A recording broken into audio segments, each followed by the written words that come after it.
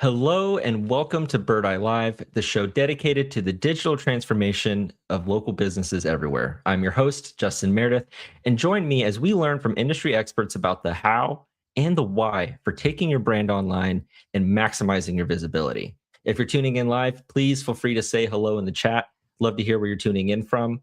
And so today, we're going to take a look at some of the latest highlights from our recent webinar with expert Greg Sterling on Google's latest updates, the landscape of local search right now, how AI is coming into the picture, and really what brands can do about it and what brands should be doing about it. Last week, we had a hour-long webinar or discussion with Greg Sterling where he gave us his insights as to what is happening. It feels like there's a lot of chaos going around right now. There's a lot of people who are asking questions about how do I show up in Google's AI search now. It feels like with the latest updates from Google I/O, there is a strong push for AI search to kind of be the main way that people search online. And there seems to be some big differences in what people and how businesses and brands are showing up. And so today I wanted to take you back through a few of my favorite moments from the webinar and share some insights that we've pulled from there. But before we get started, I did want to give a quick shout out to Bird Eye's latest and new podcast, the Agentic CMO. We have episodes coming out every Thursday, and we just had another one released today. I'll put a link in the comments so that you guys can check it out. It's an amazing podcast. It's perfect for your commute to work in the mornings.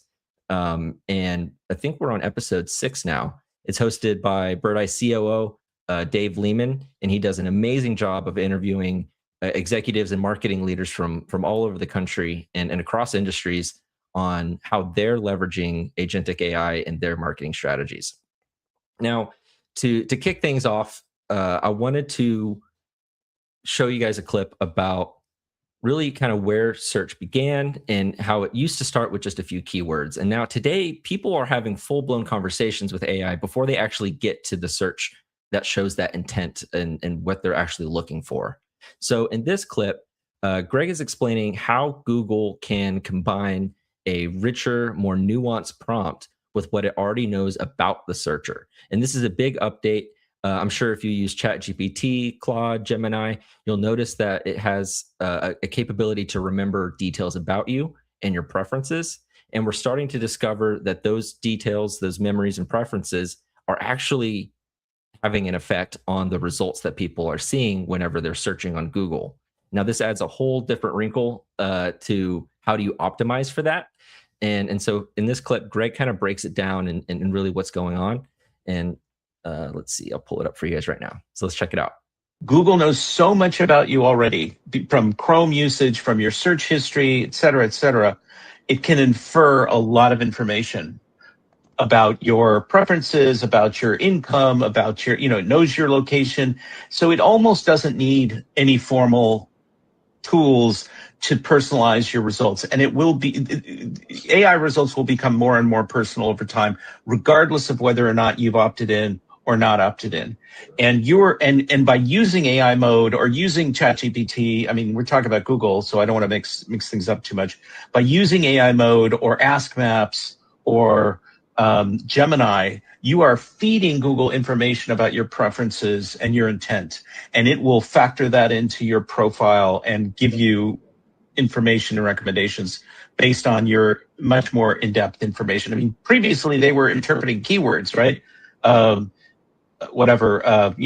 Best window treatments, Houston, Texas, or whatever. And now it's like, I've got a bay window, blah, blah, blah, and it's this big, and I'm looking for something that is blackout, and, so on and so forth. You're giving it so much more information, and it can take that, and maybe it knows that you're a high income earner or a moderate income earner, and it can make different recommendations. And there have been some tests that some people have done and seen that those kinds of inferences or understandings about the user do influence the outcome. And with the formal personal intelligence where your Gmail is connected, things that you receive in email start to matter. So newsletters, offers, purchase history in your email starts to matter in terms of what shows up. And there's some tactical recommendations that come out of that, but just in general, you should know search is getting much more personal, and that's going to impact ad targeting and everything. Yeah. So what Greg is describing here is probably one of the biggest shifts that we've seen in search in years. And for years, search was all about interpreting keywords. You typed window repair near me or Mexican restaurant Houston, and Google tried to match those keywords to businesses. Now it's trying to understand you. It isn't just looking at what you typed, it's considering the context around your question, your intent, your previous searches, your location, and eventually even your broader preferences of its past knowledge about you. Now, the goal is no longer just to match for brands. The goal is no longer to just try to match keywords. It's really, how do you become the recommended option that's most relevant for that person's, for that person, not even for that person's search, but that person. Now, this is a huge implication for businesses.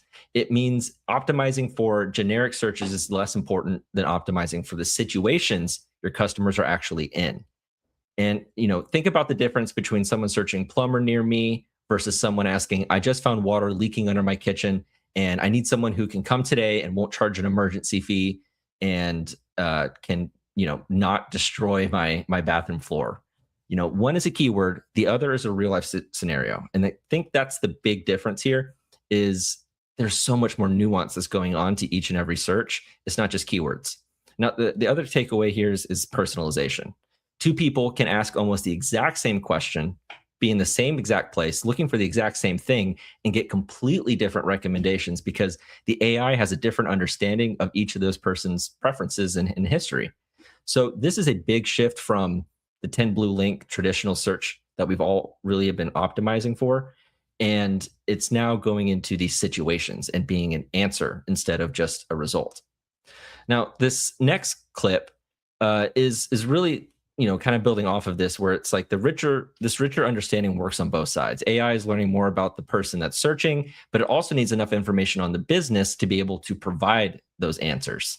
And a big place for that is reviews. And with reviews and, other customer feedback and on content, coming into play, it plays such a bigger role than what it used to. And it already was very important. But now those reviews, those experiences from your customers and, their descriptions and details that they include in those are a gold mine of information for these AI searches. And so those reviews are becoming much more important.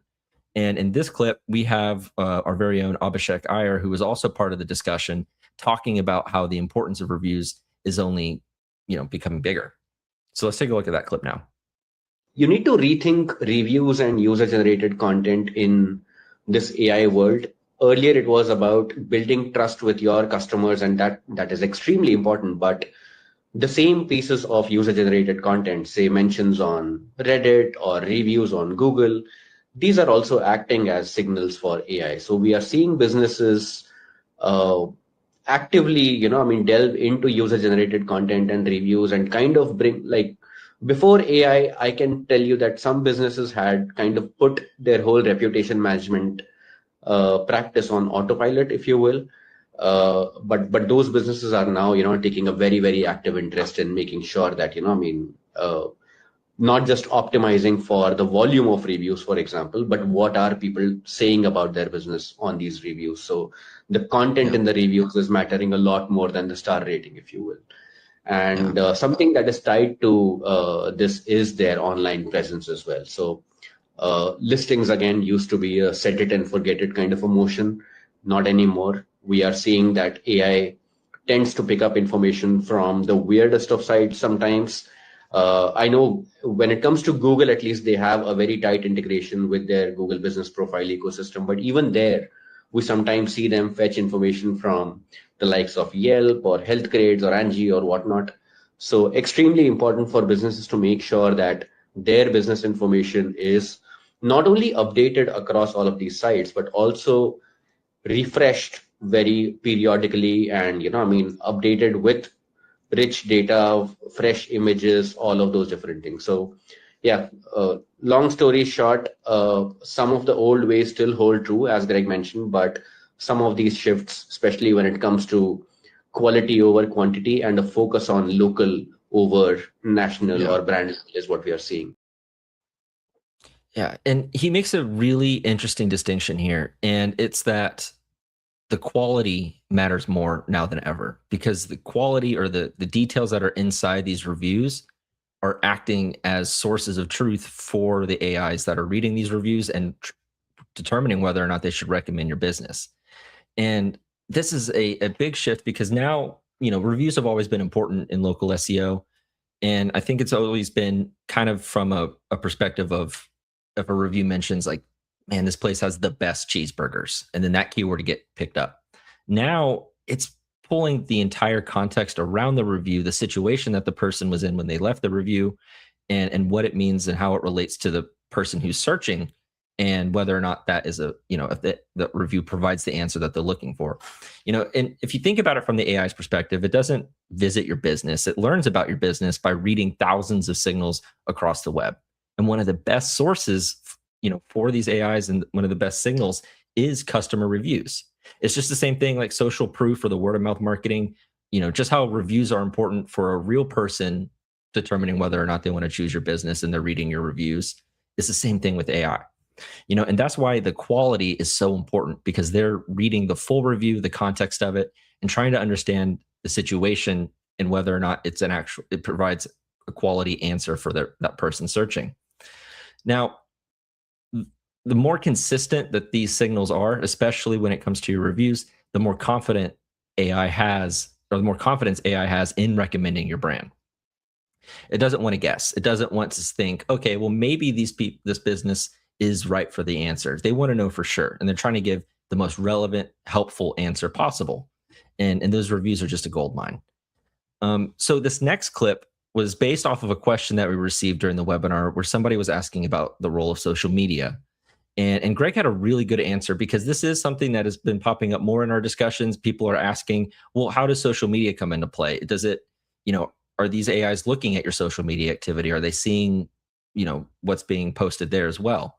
And historically, there's been back and forth discussions. Some people talk about Reddit, and whether or not that has an impact, and we've seen that it does. But what about your Facebook and your TikTok and your Instagram and other social channels? So let's take a look at what Greg had to say, because I thought this was really interesting, and I totally agree. Yes, and Google's also starting to show your socials on your Google Business Profile, and so presumably that becomes part of the data set that they're using for answers. Yes, and obviously AI draws upon social media. Reddit is obviously the famous one. YouTube, if you consider that social media. So those things are being, if somebody's at the top of the funnel and they're doing research and they don't have a brand in mind, or they're not doing a search for a location, and they're trying to figure out what's the best, kind of cordless sander or whatever the heck it is, they're pulling from a lot of different sources to answer those questions. And so the more data you have, and the more places that is consistent, that is detailed and rich, that responds, that really showcases your business effectively, the better off you are. Having said that, you can't do everything. You can't be everywhere. So you have to really be in the places either that are being heavily relied upon by the AI tools, and or that your customers are going to, right? I mean, people get all fixated on TikTok or this, Facebook or something. And where are your customers? Do you cater to a younger audience? Do you cater to an older audience? I did some work with an HVAC company where they were spending thousands and thousands of dollars a month on TV and advertising during TV news. And it's like, WTF, you're wasting your money, right? And they said, no.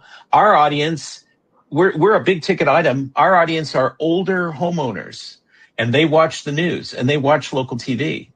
They're not 20 somethings, or they're not, younger people who have abandoned those media. So really understanding where your customers are coming from and who they are, who is your ideal customer, that's so important. Yeah.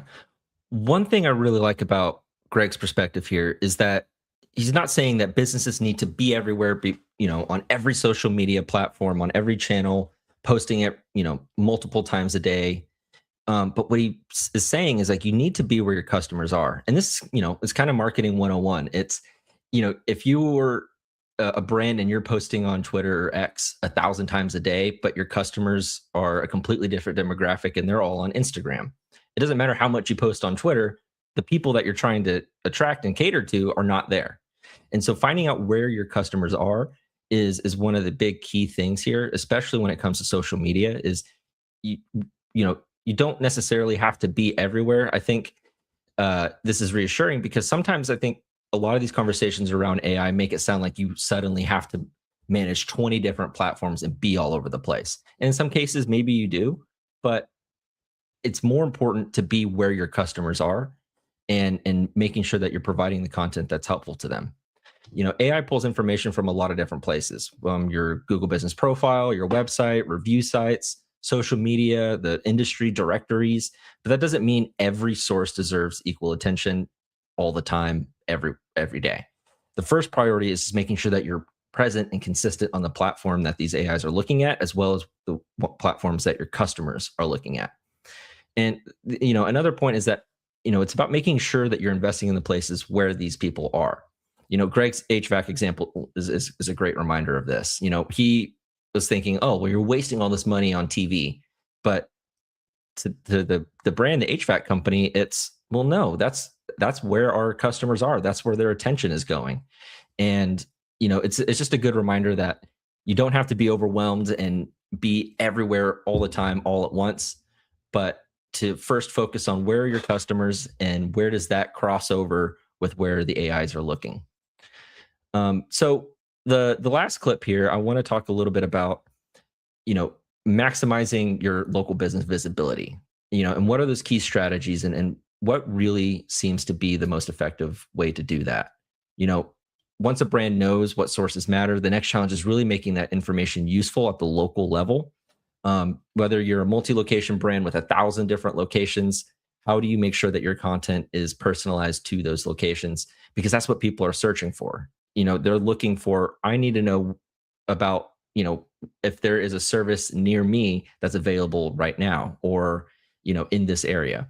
So let's take a look at this last clip and see what Greg has to say, because I thought this was really interesting and very helpful for multi-location brands here. The more information you have about if people do business at these individual locations as opposed to e-commerce through the brand directly, it's really important to showcase them because that's what people will be searching for. And that's what the AI tools or Google will be trying to answer, pictures about that location, the staff, the physical facility, depending on what the product or service is, testimonials and reviews, a Google business, profile for each location. All of that, the more detail you can provide by location, the better off you are, even though, that can be a challenge with constrained resources. You don't want to just provide brand page, generic location page with no specific unique content to that location. That's not going to get you very far. I mean, it may help, but it's not going to really take you all the way. Yeah. And it makes sense because think about it from the customer or the searcher's perspective. If they're looking for information on a property, they want information on that property that they would go to that's in their area. Yeah. And so what information about that location would be helpful for somebody who's looking for a place, a car, a service in that area? And that's what you want to provide. Yeah. And, to kind of piggyback off of my own insight there, to me, it just makes sense because if you are looking for a hotel in Nashville, for instance, you don't really care about the details of that same hotel chain in New York. You want to know about that location. What are the services they provide? What are the reviews for that location? When are they open? What are they, what amenities do they have? And for that specific place. And those details help AI a lot. And, and for a long time, it was just about consistency and making sure that you did have a page for every single location. But a lot of brands would just kind of set it and forget it in a way where they would just create these location pages and they would all look the exact same. And the only difference would just be the name of the location or like the area that they're in. But for these AIs that are looking at a much more detailed, nuanced search query, or they're having a full-blown conversation with the searcher before they really kind of identify their intent, they're looking for an answer for a specific area, like a specific place. And so having the broad brand, content is good, but when people are looking for information on a very specific location, you need to make sure you have that information available, not only for the human to look at, but more importantly for the AI to look at, so it can actually recommend your brand and for that specific location. Now, there was one more theme that kept coming up over and over again in this discussion, and I encourage you guys all to check it out. And I think we added the link to the webinar in the comments. The few clips that we have, I don't think do the conversation justice. Greg, it was an hour long, and Greg offered an hour of amazing insights along with Abhishek. But one of the themes that kept coming up is AI isn't looking for businesses that have figured out some secret ranking factor. It's looking for businesses that actually understand the needs of their customers. They are where their customers are looking, and they provide truly relevant, context, filled information. And I think that's why reviews matter so much, even more so than they did in the past, because those details, those answers, the context in those reviews are what AI is pulling out of, but also just the general details of your listing information, like your Google Business Profile, making sure that that information is accurate. Because if for example, if your website says that you open at 8 a.m. and your Google Business Profile says you open at 10 a.m. and your Yelp says you're at 9 a.m., if those inconsistencies are there, the AI is not going to know what to believe. And when it doesn't know what to believe, it doesn't feel confident in recommending your business. And this is, this goes back to pre-AI search and just general SEO practices where the accuracy of your business information matters so much. Because if someone asks AI, who's the best pediatric dentist for an anxious child, or find me an apartment with covered parking that's close to downtown, AI isn't looking for businesses that stuff those keywords into a page. They're looking for businesses or brands that have enough information across all of these different sources to confidently answer that question. So while AI search is changing incredibly quickly, the strategy for a lot of these things stays the same. It's what information can you provide, whether it's to a human or to the AI, that allows them to determine whether or not you're the best possible fit. And providing that information in that context and that detail is what can separate you. And thinking about it not so much from how do I optimize for these keywords, and switching to more how do I optimize for these situations, and you start thinking about your content in that way, it's really going to make a difference in your overall visibility. One of the things that we touched on in the webinar was a free tool from Birdeye for our AI visibility checker. And it basically, the free version allows you to really understand your visibility on ChatGPT, whether it's how much are you showing up in a response for prompts that are related to your business or your services, what other businesses or brands are showing up in those searches that maybe you're not. So basically, how do you compare to your customers when it comes to these types of prompts? And what is the overall sentiment? Is AI recommending you, or is it not recommending you? It's a really cool report. I definitely recommend you guys check it out. But that looks like it looks like that's all the time we have for today.